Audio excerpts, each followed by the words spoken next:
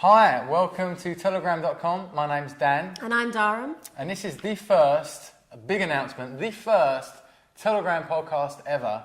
And we're proud to bring it to you sitting here in my house in Wilmington, North Carolina. Even though we both are British, we're living in America right now, which is kind of interesting, and we love it here, don't we? We do. I think we both realise that the Americans have got a lot to say, and a lot of messages out there, and having gone through so much in the last few years, you've got a lot of stories to tell, and that's why we're coming to you today, because we're going to be your voice, and we're going to be able to pass your messages on. And it's very simple to actually use this service. If you look to the left side of the website, you'll see like an old-fashioned Tellallgram form. It's very easy to fill out. It's kind of like an email, but it's more than an email. You've got two options, first of all. You can send a telegram directly to its recipient, and it will be published in only their email. It's just purely a service to their email.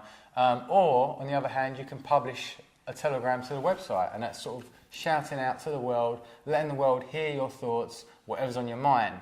Now, we do want to keep it clean, we want to keep it fun, and you should keep coming back. That's the main thing that we're trying to push here. You can send a telegram for many different reasons, and we'll tell you a little bit more about that soon. I mean, I think our main message about Telegram, what makes it so special from a normal email or from a letter, is that it's a mixture of two different kinds of communication. It's a jumble of the old-fashioned telegrams, which were messages that were sent before the postal service was up and running, and it was really from the heart, and it's all about nostalgia, and then it's clashing together with emails.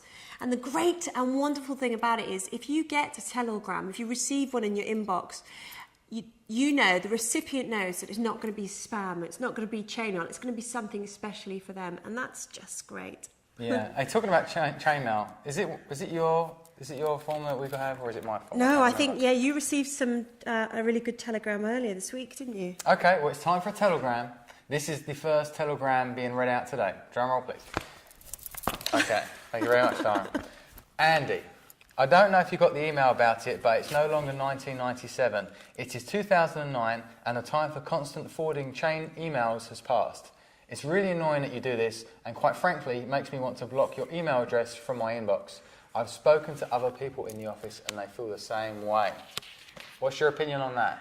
I have to say that when you receive one of those emails and they say forward, FWD, if you want to be rich for the rest of your life, read this. I just cringe. It's the most horrible thing, especially when you scroll down pages and pages and pages. This is after you've seen all the 2 in the sent box.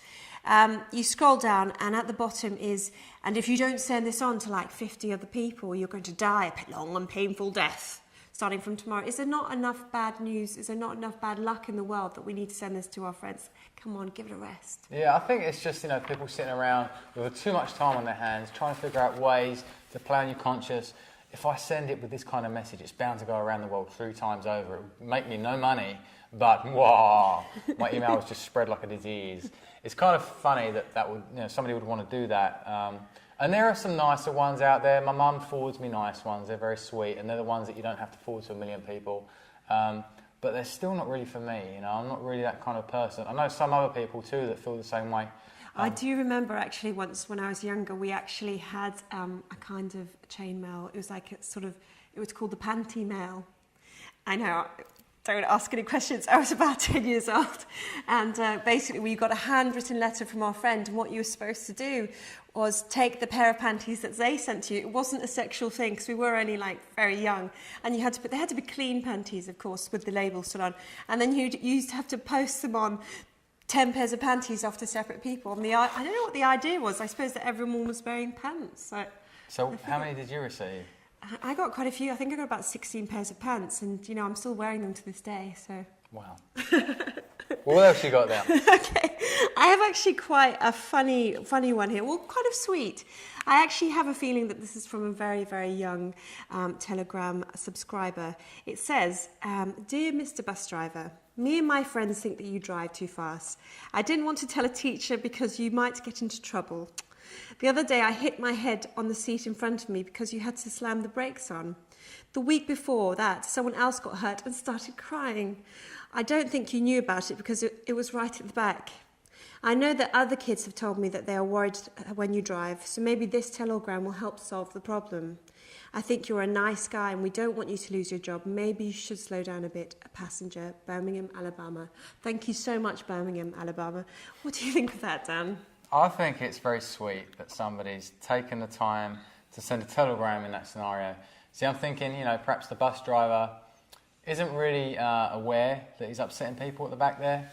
I'm pretty sure if he was, he would probably have slowed down. But receiving a telegram, see, that was a really good example of when a telegram is better than an email, because I imagine the person sending it didn't really want the driver to know that it was he or she that sent this telegram.